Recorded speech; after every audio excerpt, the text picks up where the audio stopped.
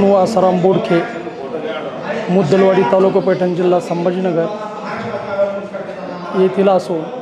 आज जो पुरस्कार मिळाला, मी जे आजपर्यंत सामाजिक काम केलं ते कामगारासाठी असो, शेतकऱ्यासाठी असो, ही सामाजिक कामाची दैनिक केसरीने दखल घेतली.